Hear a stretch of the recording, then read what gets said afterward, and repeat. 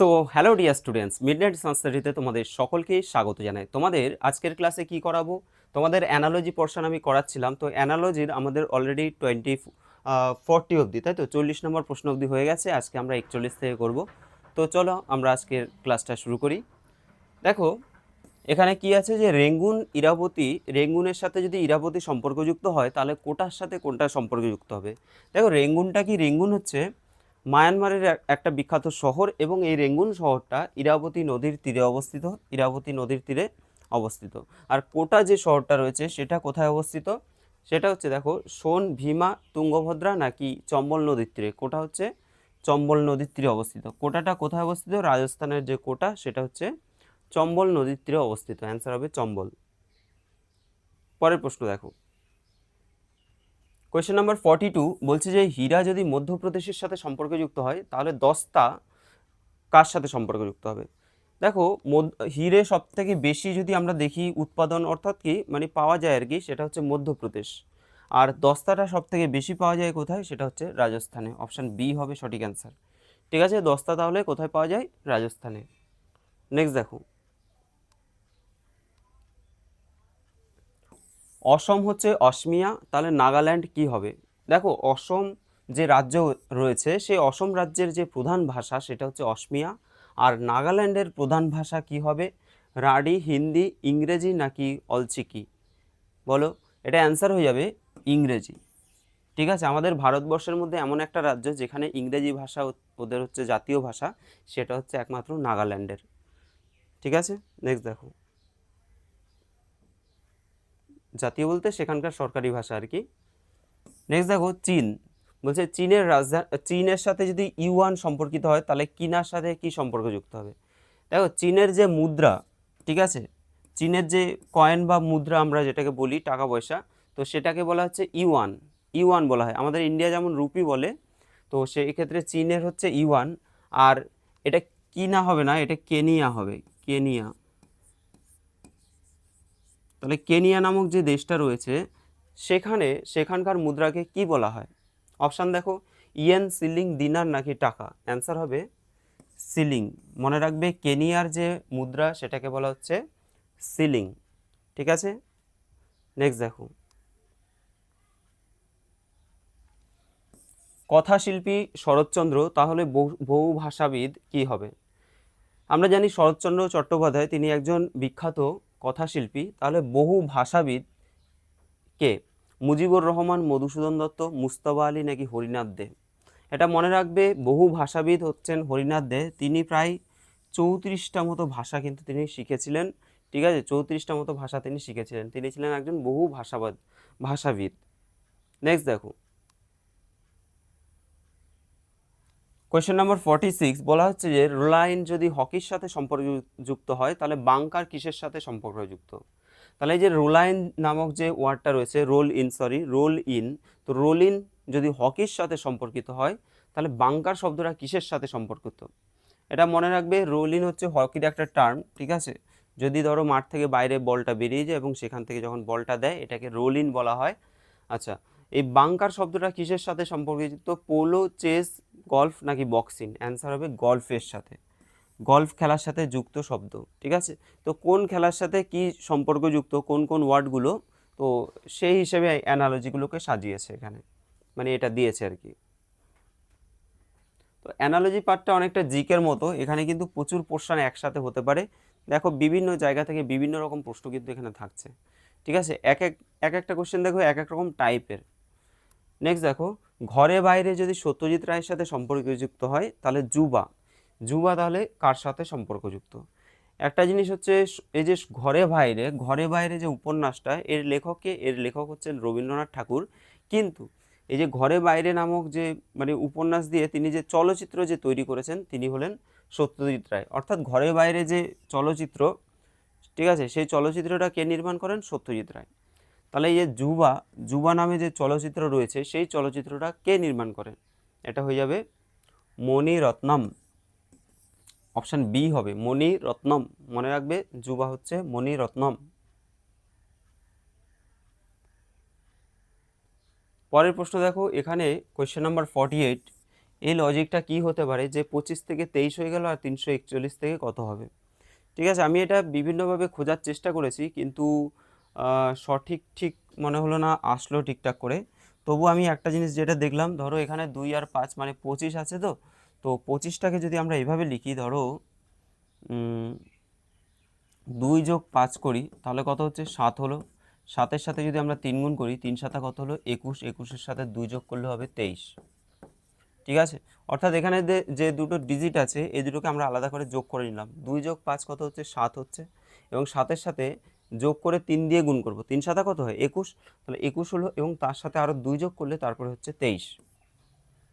আর এটা দেখো 341, এটাকে আমি যদি 3 যোগ 41 লিখে দিই, ঠিক আছে, গুণ যদি 3 করি কত আসে, তাহলে 41 আর 3-এ কত 44 গুণ 3, 3 4 12, 2 হাতে আছে 1, 3 4 12 13, 132 আসছে, এবং 132,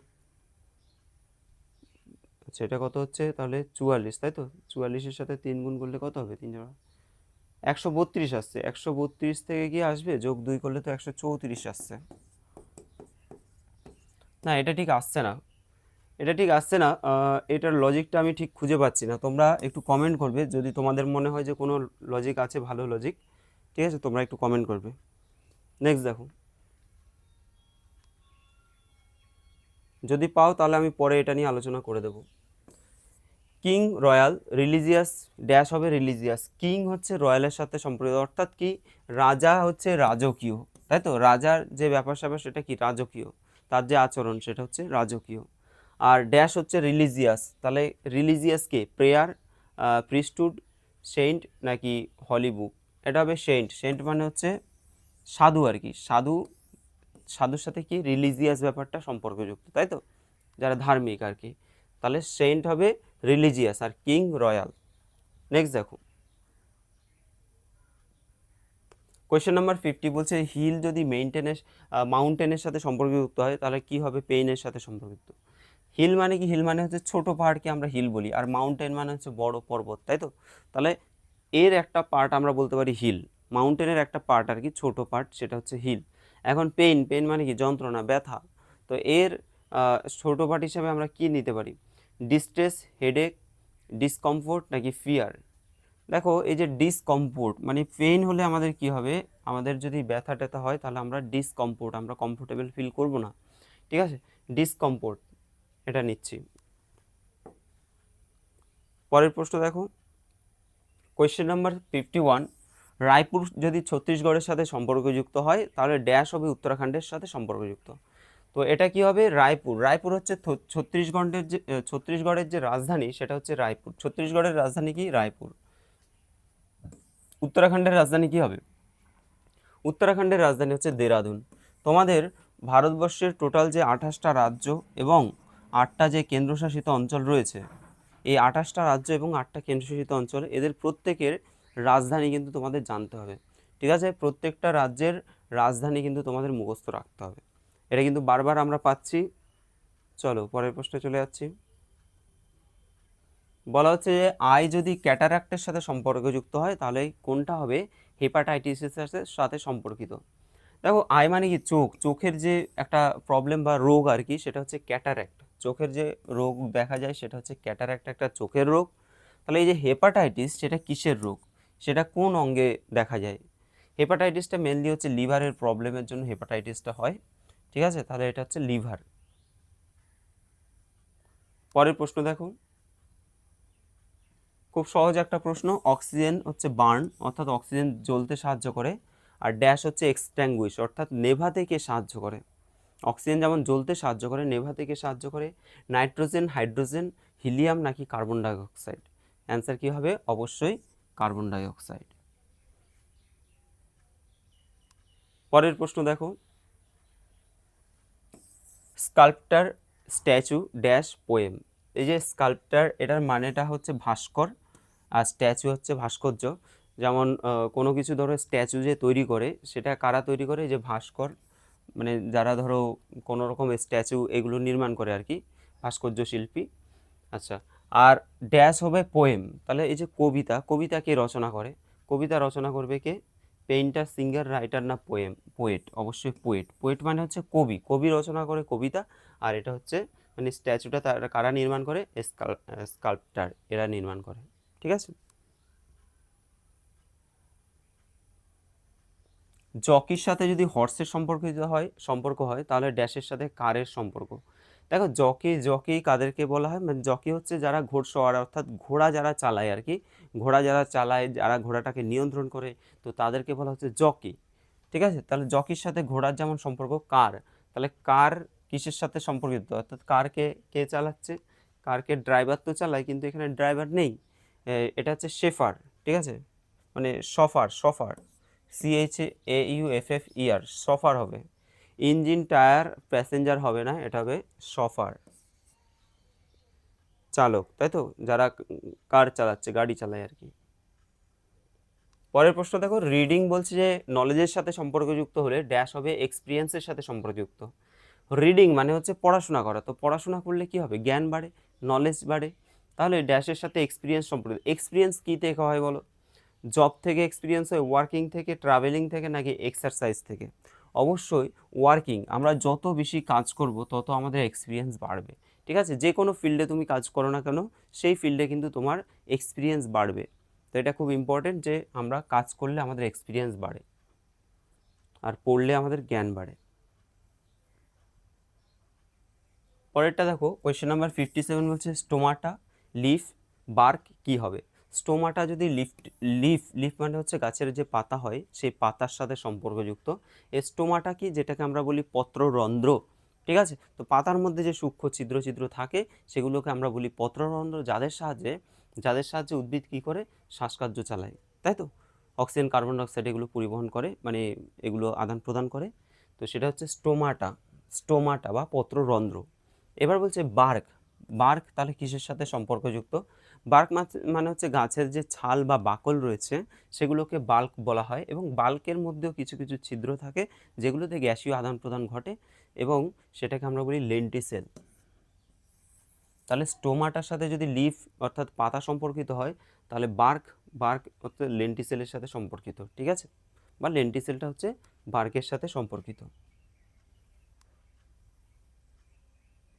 নেক্সট কোয়েশ্চেন দেখো, বলছে অটোট্রফি, অটোট্রফ হচ্ছে প্রডিউসার, তাহলে ড্যাশ হবে কনজিউমার। এই যে অটোট্রফ মানেটা কি? অটোট্রফ মানে হচ্ছে আমরা বলতে পারি স্বভোজী, স্বভোজী। আর এই যে প্রডিউসার রয়েছে, প্রডিউসার মানেই হচ্ছে উৎপাদক। তাহলে উৎপাদকরাই তো স্বভোজী না, তারা নিজের খাদ্য কি নিজেরাই তৈরি করতে পারে। আর কনজিউমার হচ্ছে পরভোজী, সেটা হবে হেটারোট্রফ। হেটারোট্রফ মানে হচ্ছে পরভোজী। ঠিক আছে, হেটারোট্রফ হয়ে যাবে কনজিউমার, আর অটোট্রফ হয়ে যাবে প্রডিউসার, প্রডিউসার। এবার দেখো কার্নিভোরাস একটা টার্ম রয়েছে, কার্নিভোরাস মানে হচ্ছে মাংসাশী, মাংসাশী। বানানটা মনে হচ্ছে ভুল হতে পারে। আচ্ছা, আর হার্বিভোরাস, হার্বিভোরাস মানে কি? বানান না লিখে রেখে সব ভুলে গেছি। মাংসাশী। আর হার্বিভোরাসটা কি হবে? হার্বিভোরাস হবে যেটাকে আমরা কি বলি? হার্বিভোরাস, তাই তো, মানে হচ্ছে শাকাহারী, শাকাহারী, শাকাহারী। শাকাহারী মানে হচ্ছে যারা শাকসবজি খেয়ে বেঁচে থাকে তাদেরকে শাকাহারী বলা হয়, আর মাংসাশী মানে হচ্ছে মাংস আর কি। এবার দেখো ইন্ট্রিপ্রিনার,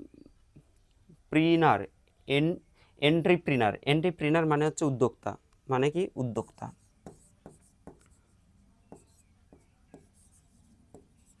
উদ্যোক্তা। তাহলে আমরা বুঝতেই পারছি এখানে কি অ্যান্সার হচ্ছে, এটা হচ্ছে পরভোজী, তাই তো, অর্থাৎ হেটেরোট্রফ, এটা হচ্ছে কনজিউমার। নেক্সট দেখো,